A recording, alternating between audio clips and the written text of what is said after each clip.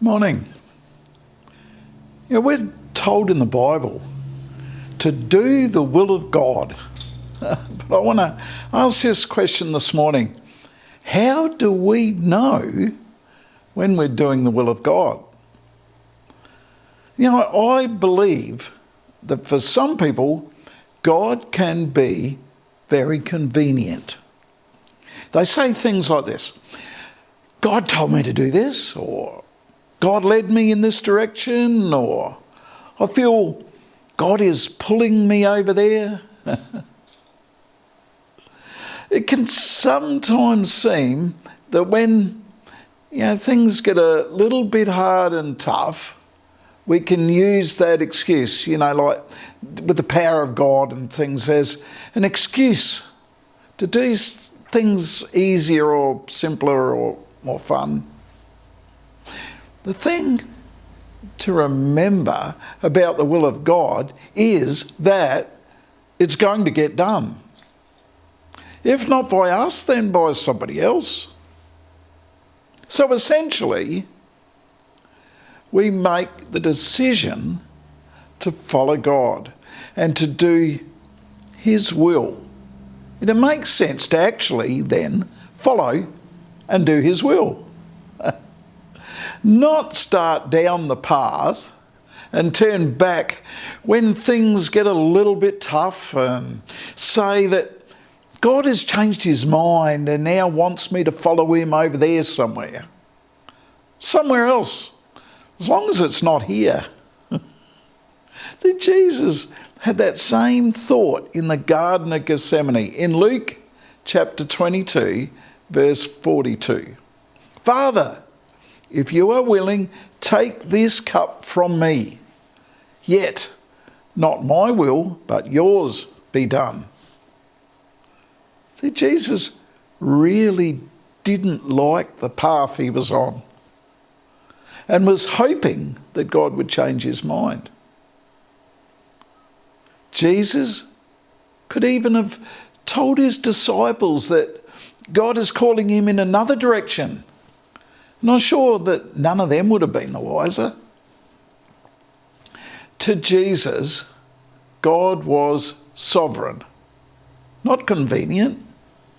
And to follow him was to have faith in God and his plans, and not just having faith in our own plans or thinking that everything will be fine. See, we could say that God is a God of love. He will forgive me all my weaknesses. He is still my salvation. I'm still a child of God. While this is true, it's all very convenient.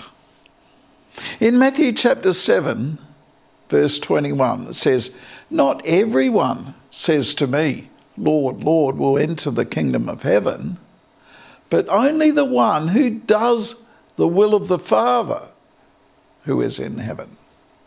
So, how do we know what God's will is? It takes a lot of practice. In Hebrews chapter 5, verse 14, it says this: "But solid food is for the mature, who by constant use have trained themselves to distinguish good from evil." Hard work.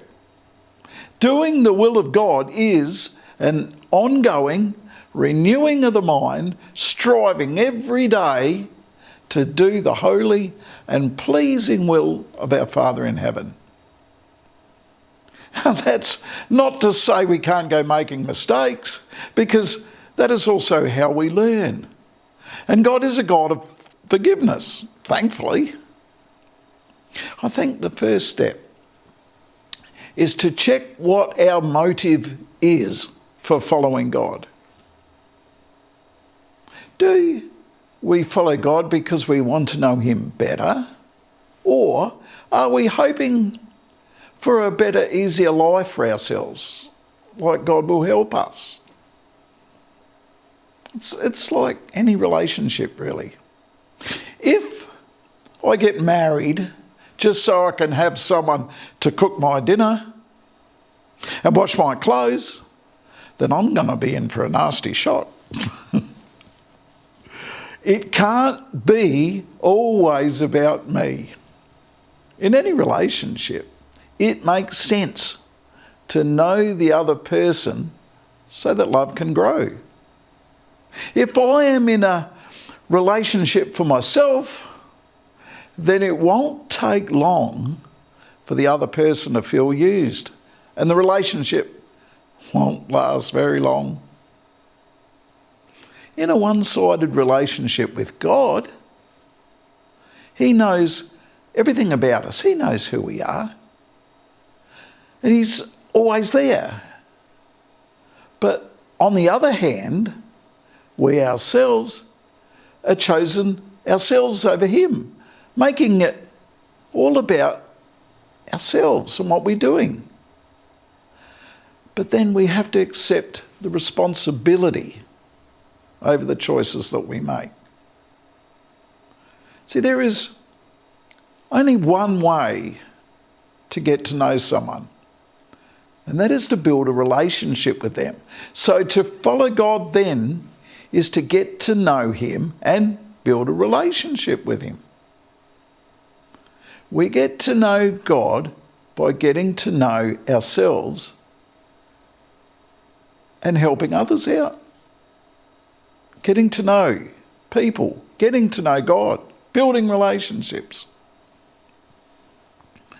In Matthew chapter 25, verse 40, it says, "The king will reply, 'Truly I tell you, whatever you did for one of the least of these brothers and sisters of mine, you did it for me.'"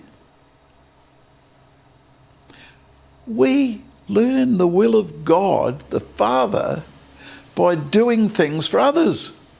And the more we do, the more we learn, the more we learn, the more we know God and His will. It is a difficult thing, too, to stand with others in their pain and suffering. It gets tough. And much more difficult when we ourselves know about pain and suffering. But we need to understand that God is in the pain and suffering as well. As well as the laughter, the good times, the joy. But if we keep walking away from things that upset us and the things that cause us pain, well, we can never really get to know God. If we believe in a God who sits in heaven being nice to everyone and handing out all the blessings, then we don't really know God at all, do we?